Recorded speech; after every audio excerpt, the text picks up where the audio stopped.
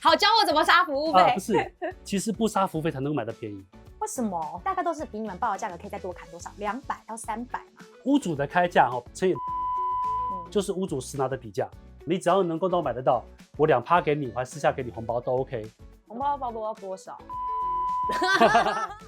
市場上流傳的一句話股市不倒，房市不會好。而且新青安3.0要正式上路了，那到底有哪些地方可能是永遠都可以抗值暴跌的黃金區域？另外又有什麼時間點是我們買房的黃金時機呢？今天特別邀請到的是國際超級房仲 Zack。嗨，大家好，我是 Zack。哇，Zack，趕快幫大家分析一下新青安3.0跟2.0到底差在哪？那有幾个地方是比較不一樣的。首先是第一個，上一波的新青安為什麼這麼有用？是因為它並沒有去設定房價的上限。對，那現在有了，這個東西會造成一個很直接的衝擊，就是既然上一次的額度是1000萬，可能買2000萬、3000萬的房子，它是先去跟銀行貸一個1000萬的新青安這種優惠的額度，剩下2000萬，它就可以用一般的銀行去貸。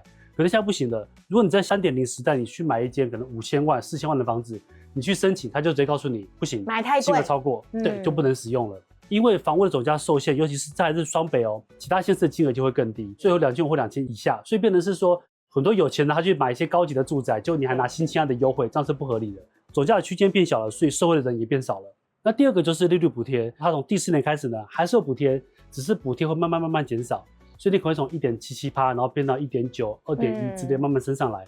這個目的是在於說，避免像現在的所謂的新青安炸彈。2-3年前那些買新青安的人，他們是用寬限期買的。那寬限期一到，要開始繳本金了，哇，繳不起，然後可能補貼又消失了，所以壓力很大，就會拋售，拋售就造成賣壓，對，就斷頭潮。再來第3個重點就是貸款額度，對，因為現在變的是新婚有1200，如果你有小朋友的話是1500，這個大方向是美意啦，就是說啊，你們新婚要買房子嘛，有小朋友了，讓你多貸一點啊，買好一點的房子，對。但我認為這一點有個盲點是說，真正的問題不在房貸有多少，而是這些族群扛不扛得起這個房貸。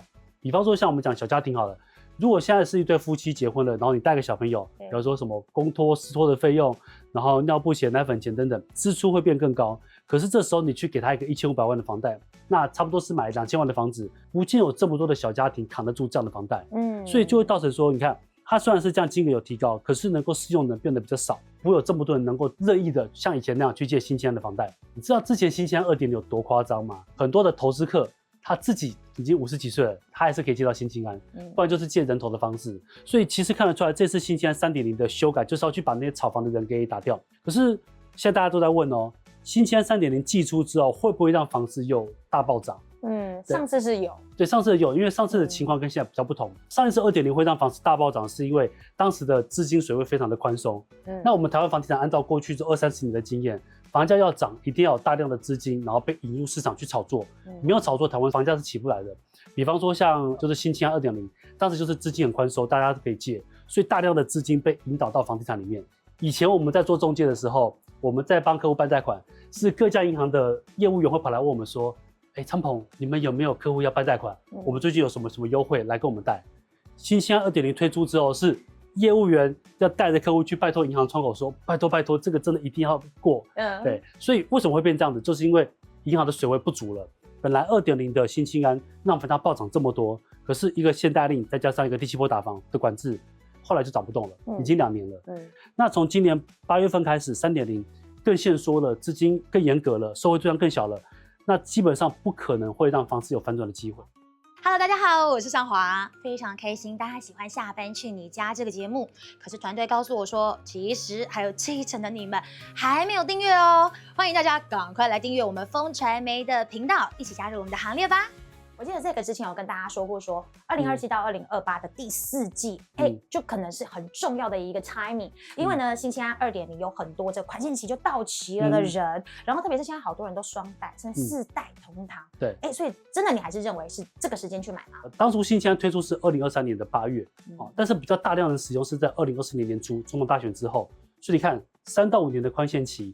以3年來算的話，第一批到期的就是2027的第1季，所以開始有賣壓，一定從2027明年初才開始出現，一直持續到2028左右。再來第二個就是現在全台灣的待售的新成屋，就是蓋好的新案子12萬戶，可是如果把建商現在正在待售的預售屋加進去的話，目前是大概19萬戶左右，不過這個數字是史上新高，賣壓沉重啊。對，像去年的房地產交易量先價息嘛，中古屋的成交量跌了25.5%，大家就已經該叫了，因為這是史上第3大的跌幅。可是預售屋的成交量大概跌了60%到80%左右。哇，很誇張。对，甚至很多那種重灾區，當初很多炒作熱點，什麼草踏啊之類的，那些地方的預售成交量直接跌到90%，就是可能去年1個月可以賣10間，現在連1間都不見得賣得掉。還有就是前幾年蓋的房子變成交屋潮，陸續在今年跟明年出現。第3個大家比較忽略的點是，目前市場上的一般的屋主、一般的賣方，他們也會在明年比較願意讓利。為什麼？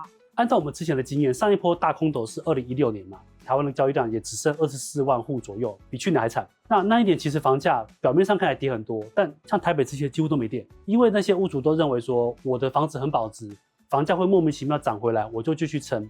那按照上次的經驗，通常屋主至少要經過市場2年的打擊，被磨掉他的信心，磨2年，他才會覺得說好像真的等不到我等半年1年，發現買方越等越少，出價了更低，管理費、我的房貸利息，甚至是就是價格看到一天天往下跌，還有機會成本呢。对，他就會覺得說，那我還要繼續撐嗎？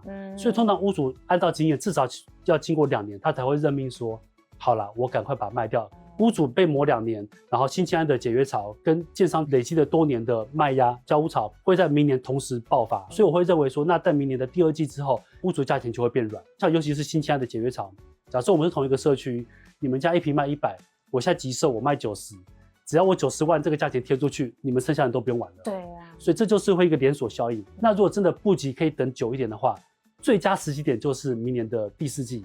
因為到第4季的時候會有個情況，隔年的1月份要總統大選了。按照台灣過去30幾年的民選經驗，在總統大選之前的前1個月買氣是最差的。像以前我們做中介都知道，約客戶出來看房子，家這房子不錯，很便宜哦，覺得我等總統選完再看好了。他們會覺得說，如果總統大選沒結束，我不知道這個政策會繼續延續，還是會被反對黨推翻掉。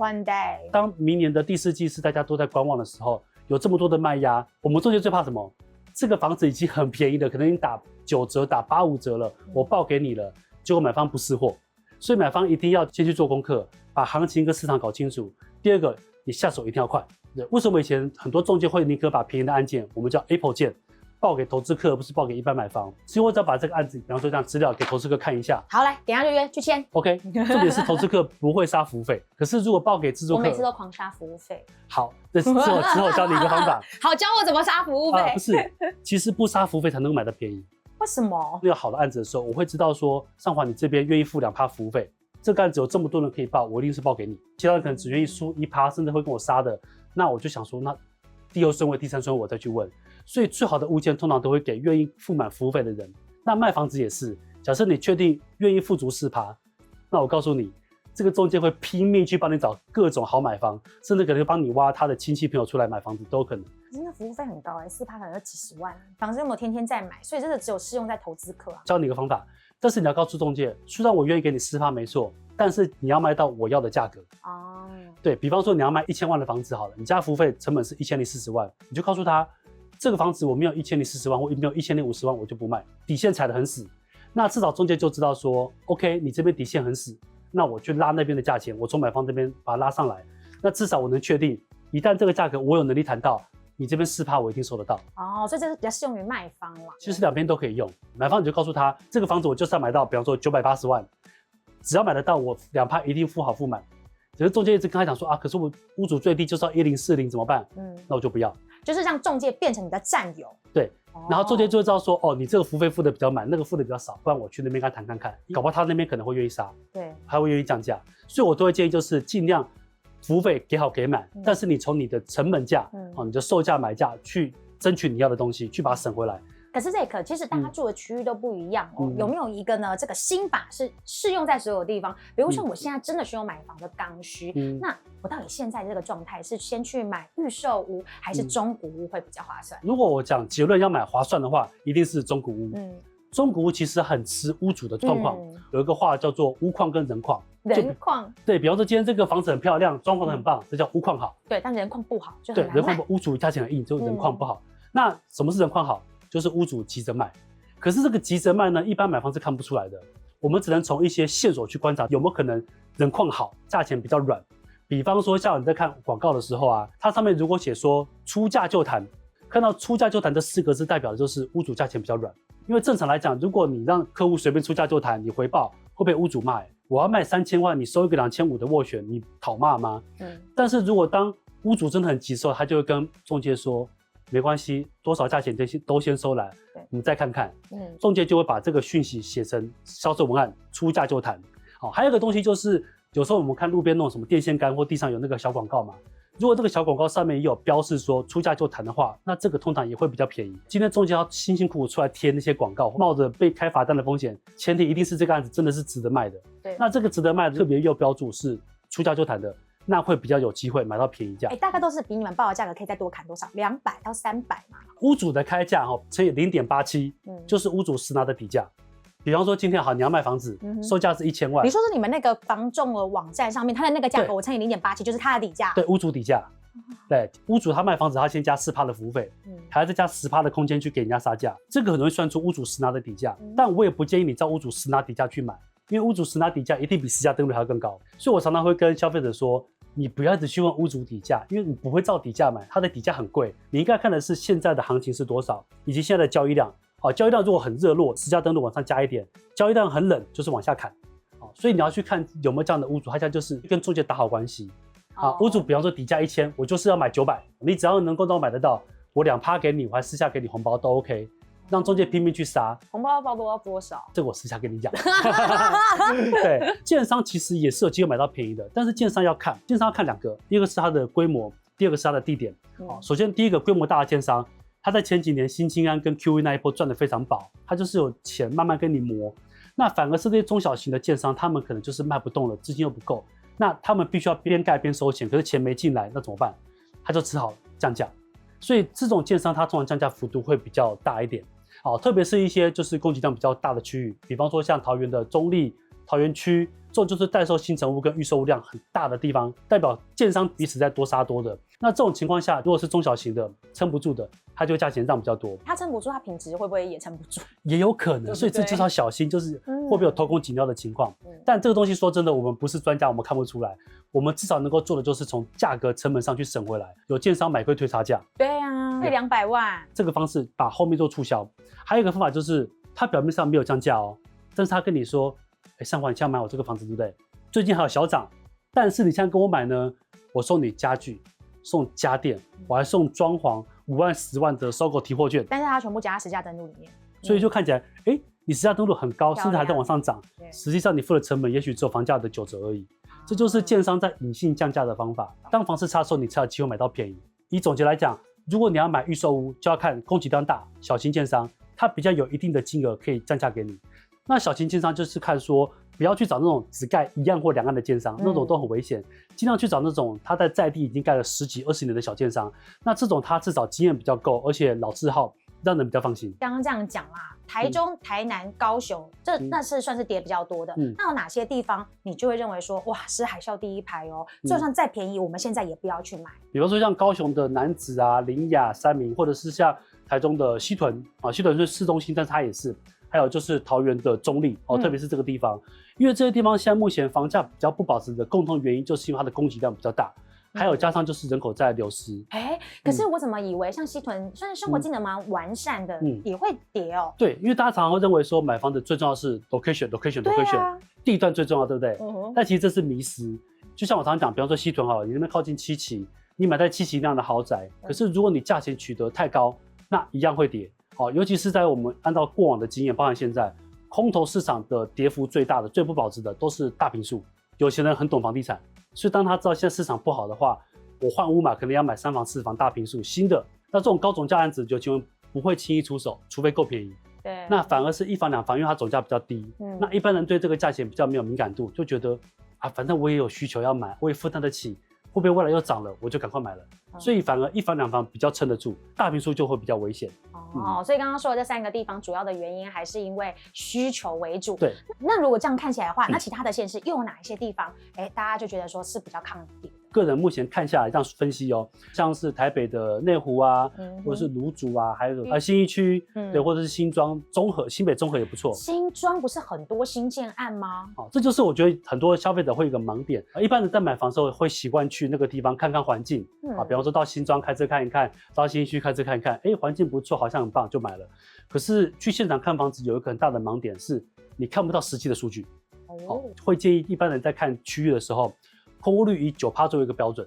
那我們剛剛講這些地方，大部分都是在空屋率6%以下的。新莊很多新房在蓋，但其實新莊那邊新建的量並沒有到那麼多。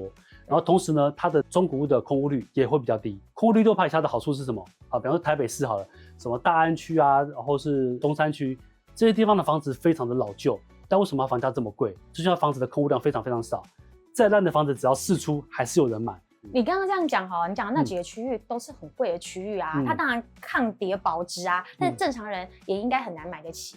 對，所以變成是說，你如果一般人的話，你要去看你買的區域是什麼。那比方說你買的是像桃園啊、新竹、台中，好處就是說，第一個它總價不算太高，第二個他們確實現在的供給量比較高。那如果說我是小資主，我看到現在房子隨便都漲2000萬起跳，我能夠做的就是等時機。所以當房市在熱的時候，你要做的就是加價，但不要加太多，能夠加一點點買到，算你賺到。